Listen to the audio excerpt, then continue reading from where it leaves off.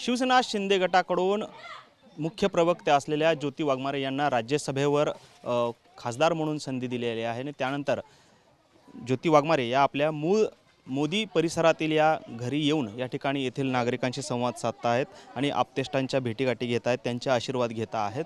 खरं तर याच झोपडपट्टी परिसरातून त्या लहानाच्या मोठ्या झाल्या आणि याच झाडाखाली त्यांनी अभ्यास देखील केल्याचं त्या सांगता आहेत। खरं तर आज त्यांच्या डोळ्यामध्ये अश्रू आहेत आणि दुसरीकडे आनंद व्यक्त होतोय। ताई, खूप खूप अभिनंदन तुमचं की तुम्ही राज्यसभेवर खासदार म्हणून गेलेले आहात आणि हातामध्ये आजही तुमच्या संविधान आहे। काय भावना आहेत, काय सांगाल, काय पहिली प्रतिक्रिया राज्य? खरं तर या संविधानामुळेच हक्क मिळाला, अधिकार मिळाला, माणूस म्हणून जगण्याचा सन्मान मिळाला आणि त्याच्यामुळेच मी डॉक्टर बाबासाहेब आंबेडकर, छत्रपती शिवाजी महाराज आणि माता जिजाऊ, माता सावित्री, माता रमाई, माता अहिल्यादेवी या सगळ्यांचं मनापासून आभार मानते।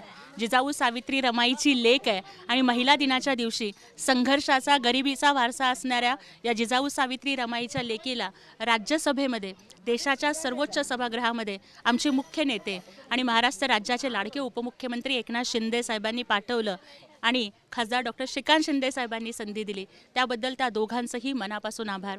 तुम्ही म्हणालात ते अगदी खरं आहे। हेच ते झाड, हाच तो कट्टा, हा जयशंकर मठ आजोबा पणजोबांपासून चालत आलेला इथेच रात्री। कारण दादा, गरिबाच्या घरामध्ये अभ्यास करताना कॉम्प्लान देणारी कॉम्प्लान ममा नसते। गरिबाच्या घरामध्ये एकाच रूममध्ये किचन असतं, बेडरूम असतं, तोच आमचा लिव्हिंग हॉल असतो आणि तोच आमचा डायनिंग एरिया असतो। एकाच घरामध्ये एकाच रूममध्ये 10 बाय 10च्या पत्र्याच्या स्वयंपाक चालू असायचा। आम्ही 6 भावंड होतो आणि अभ्यासाला जागा नसल्यामुळे, कधीकधी घरातली लाईट कट केलेली असल्यामुळे, आजसुद्धा तुम्ही बघितलात मातीचं घर आहे। वडील नगरसेवक झाले पण मातीच्याच भिंती राहिल्या। आता आम्ही घर मोडकळीस आल्यामुळं विजापूर रोडला सैफुल परिसरामध्ये भाड्यानं राहतोय, परंतु हा प्रवास हा बाबासाहेबांच्या संविधानामुळं, शिवाजी महाराजांच्या स्वराज्यामुळं सोपा झाला आणि एकनाथ शिंदे साहेबांनी सोलापूरच्या या गल्लीतल्या लेकीला दिल्लीपर्यंत पोहोचवलं, याबद्दल त्यांचे मनापासून आभार। ते खरं तर गल्ली ते दिल्ली हा जो प्रवास आहे तो इतका सहज नव्हता, सोपा नव्हता। मात्र असं असताना तुम्ही ज्या पद्धतीने गेल्या अनेक वर्षांपासून पक्षासाठी काम करताय आणि त्याचीच कुठेतरी दखल जी आहे ती घेतली गेलेली आहे। खरं तर शिवसेना हा केडर बेस पार्टी म्हणून यापूर्वी देखील चर्चेत होता किंवा नावारूपाला होता। आजही तो केडर बेस जो आहे तो टिकून आहे। कशा पद्धतीनं पाहताय या संघटनेच्या सर्व आपल्याला जे संघटनेकडून मिळालेलं जे काही योगदान आहे? शिवसेना या 4 अक्षरांनी आणि एकनाथजी शिंदे या 6 अक्षरांनी माझ्यासारख्या गोरगरीब मागासवर्गीयांच्या लेकीचं आयुष्य बदललं। खरं तर महाराष्ट्राच्या राजकारणामध्ये आता मला वाटतं सगळ्याच राजकीय पक्षांनी आणि सर्वसामान्य जनतेनं विचार केला पाहिजे की पिढ्यानपिढ्या आपल्यावरतीनं काही गोष्टी, काही मिथ्स या रुजवल्या गेल्या। अमुक पक्ष धर्मनिरपेक्ष, तमुक पक्ष म्हणजे धर्माचं राजकारण करणारा, अमुक पक्ष म्हणजे हिंदुत्ववादी आणि तमुक एक पक्ष म्हणजे तो आपला मागासवर्गीयांचा।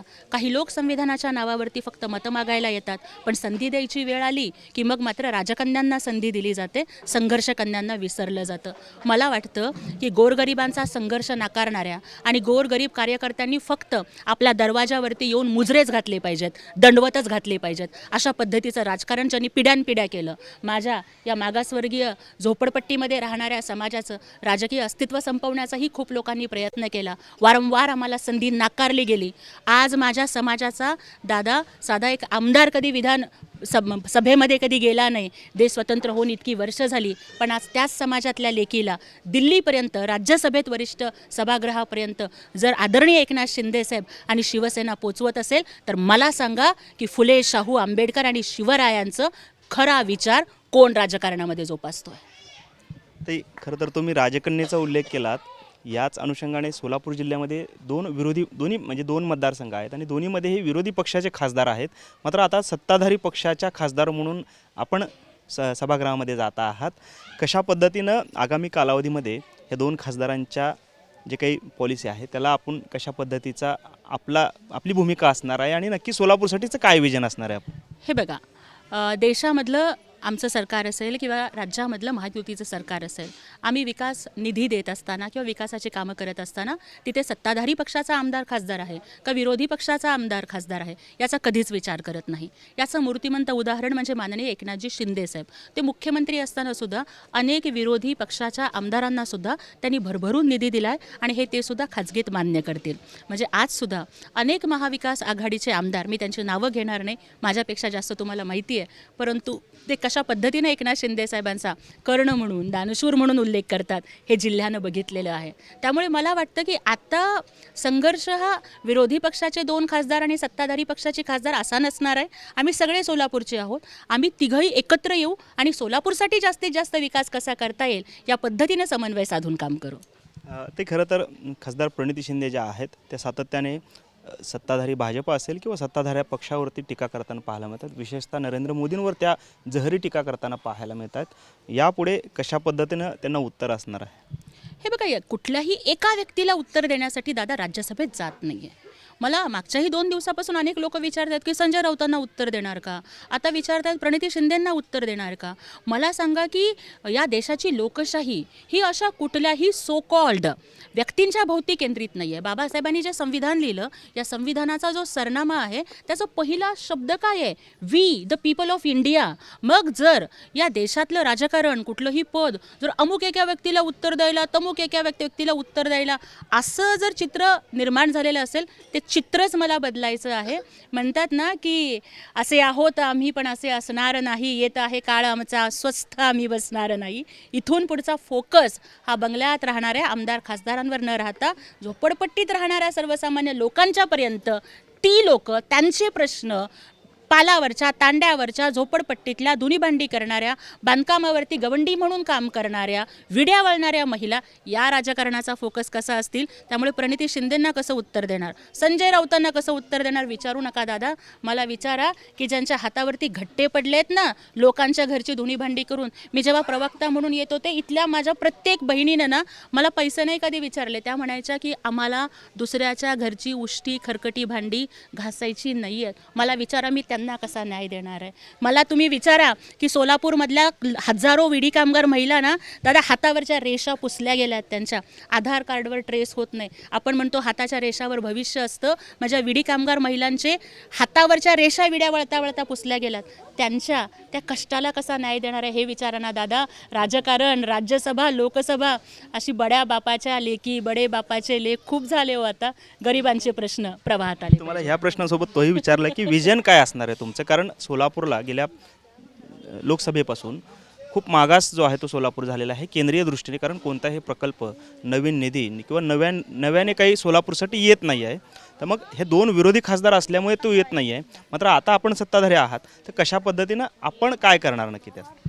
सोलापूरचा पाणी प्रश्न असेल किंवा सगळ्यात महत्त्वाचा प्रश्न तो म्हणजे सोलापूरचा रोजगाराचा प्रश्न. की एका बाजूला सोलापूरमध्ये अनेक इंजिनिअरिंग कॉलेजेस आहेत, पण आज जर आपण सोलापूरमध्ये बघितलं तर सोलापूरची लोकसंख्या ही वाढत नाही आहे, ती दिवसेंदिवस कमी होताना दिसते आहे. कारण सोलापूरचा ब्रेन ड्रेन होतो आहे. सोलापूरचे जे सगळे सुशिक्षित युवक आहेत ते पुण्याला जाऊन राहत आहेत, ते आपल्या आईवडिलांजवळ राहू शकत नाहीत. त्यामुळे त्यांच्यासाठीचे रोजगार कसे सोलापुरात निर्माण करता येतील, किंवा प्रामुख्यानं सोलापूरची ओळख ही कामगारांचं शहर म्हणून आहे. मग सोलापूरचा B2चा प्रश्न असेल, सोलापूरमधल्या झोपडपट्ट्यांच्या पुनर्विकासाचा प्रश्न असेल, सोलापुरातल्या महिलांना पर्यायी रोजगार विकसित करणं असेल, आणि जरा हे सगळं औपचारिकता पूर्ण झाली की मी उलट प्रत्येक सोलापूरकरांना जाऊन भेटणार आहे. मी तुम्हालाही येऊन भेटेन, वेगवेगळ्या क्षेत्रातल्या लोकांना भेटेन आणि त्यांनी सांगावं मला की काय करणं अपेक्षित आहे. सगळ्यांचे विचार घेऊन सोलापूरच्या विकासाचं विजन हे मी माननीय एकनाथजी शिंदे साहेब, खासदार डॉक्टर श्रीकांत शिंदे साहेब यांच्या मार्गदर्शनाखाली, देशाचे नेते माननीय पंतप्रधान मोदी साहेब. कारण दादा योगायोग बघा, आपण ज्या भागात बसलोय या भागाचं नाव मोदी आहे. या भागाचं नाव मोदी खान आहे, म्हणजे तशा अर्थानं मी मोदीची लेक आहे बरं का. त्यामुळे ते नक्कीच आमच्या सगळ्यांना आशीर्वाद देतील असा मला विश्वास आहे. खरं तर तुमच्या आईवडिलांची ज्यावेळेस आम्ही प्रतिक्रिया जाणून घेतली त्यावेळेस त्यांनी असं सांगितलं की दिवसभर कष्ट केल्याशिवाय रात्रीची चूल पेटत नाही. आणि आमची ज्योती ज्यावेळी शाळेत जायची त्यावेळेस तिला डबा नसायचा, तर ती कुठेतरी कोपऱ्यात पाणी प्यायची. भावनिक क्षण होता, काय सांगा? साधा डबा नसायचा, दप्तर नसायचं, पुस्तक नसायचं, वह्या नसायच्या. म्हणजे अगदी 10वीला सुद्धा अभ्यास करत असताना माझा 10वीच्या फॉर्मची फी शिक्षकांनी भरलेली आहे. आणि राज्यसभेचा फॉर्म भरताना सुद्धा माझं डिपॉझिट एकनाथ शिंदे साहेबांनी आणि शिवसेनेने भरलेलं आहे. कारण आर्थिक सुबत्ता आणि ह्या सगळ्या गोष्टी अजिबात नव्हत्या. जेव्हा मी कॅम्प शाळेमध्ये जायचे तेव्हा सुद्धा डबा नसायचा. जेव्हा मधली सुट्टी व्हायची तेव्हा सगळेजण जेवण करत असायचे आणि मी पाणी पिऊन कुठेतरी कोपऱ्याला बसलेली असायचे. मग माझ्या शाळेतल्याच निंबाळकर मॅडम, पवार मॅडम होत्या, त्यांनी 2 डबे आणायला सुरुवात केली आणि म्हणायचे तू आता उपाशी राहू नको, तू आमचा डबा खात जा. आदर्श बालक शाळेमध्ये शिकले, तिथल्या शिक्षकांनी मदत केली. मध्ये दुसऱ्या एका शाळेमध्ये जात होते, लांब होता, अनवाणी पायाने चालत जात होते. सोलापूरचं तापमान तुम्हाला माहिती आहे. तर तापलेल्या उन्हातले अनवाणी पायाचे डांबरी रस्त्यावरचे चटके खाल्लेली अनवाणी पायानं चालणारी पोरगी गल्लीपासून दिल्लीपर्यंत जाते. एकनाथ शिंदे साहेबांचे, शिवसेनेचे आणि श्रीकांत शिंदे साहेबांचे आभार आहेत. संजय राऊतांनी पण शुभेच्छा दिल्यात तुम्हाला, तुमचं स्वागत केले. मनापासून आभार. महाराष्ट्राची संस्कृतीच ही आहे की विरोध हा विचारांच्या पुरता, पक्षाच्या तत्वांच्या पुरता ठेवायचा असतो.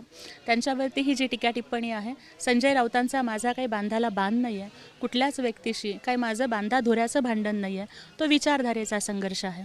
पक्षाची भूमिका मांडत असताना याच्यापूर्वी जेवढ्या प्रखरपणानं बोलत होते तितक्याच प्रखरपणाने बोलत राहीन. त्यांच्या शुभेच्छांचा मनापासून स्वीकार करते. पण राऊत साहेबांना आता मनापासून विनंती आहे, मला शुभेच्छा देऊ नकात. माझ्यासारख्या सर्वसामान्य लेखीला दिल्लीपर्यंत पोचवण्याचं शेर का कलेजा, वाघाचं काळीज ज्यांनी दाखवलं, हिंदू हृदय सम्राट बाळासाहेब ठाकरेंच्या विचारांचा वारसा ज्यांनी दाखवला, त्या एकनाथ शिंदे साहेबांचं अभिनंदन करा. राऊत साहेब, तुम्ही आजारी होतात ना, एकनाथ शिंदे साहेबांनी तुमच्या भावाला फोन करून तुमच्या तब्येतीची विचारपूस केली होती. कारण विरोध हा फक्त राजकारणापुरता करायचा असतो, ही संस्कृती एकनाथ शिंदे साहेबांनी कायम जपली. जर खरंच सर्वसामान्य घरातली मागासवर्गीयाची लेक दिल्लीत जाते याचा तुम्हाला आनंद होत असेल तर एक वेळेस माझं अभिनंदन करू नका, पण एकनाथ शिंदे साहेबांचं अभिनंदन करा आणि मान्य करा की त्यांचा उठाव स्वतःच्या लेकरा बाळांसाठी नव्हता. त्यांचा उठाव शिवसेनेचं हिंदुत्व जपण्यासाठी, बाळासाहेबांचा स्वाभिमान जपण्यासाठी, दिघे साहेबांचा विचार जपण्यासाठी शिंदे साहेबांचा उठाव होता. हे मान्य करा राऊत साहेब. आपण पाहतोय खरं तर अश्रू अनावर होत आहेत ज्योतिताईंना, कारण त्या या ज्या बॅकग्राऊंड्समधून गेलेल्या आहेत त्या बॅकग्राऊंडमधून त्यांना जी संधी मिळालेली आहे ती निश्चितपणे संविधानाने आणि उपमुख्यमंत्री एकनाथ शिंदे यांनी दिली आहे. त्यामुळेच त्या आज भावूक झाल्याचं चित्र आपल्याला पाहायला मिळतं. कॅमेरामन विनोद उमनाबादकरसह सागर सुरवसे, TV9 मराठी, सोलापूर.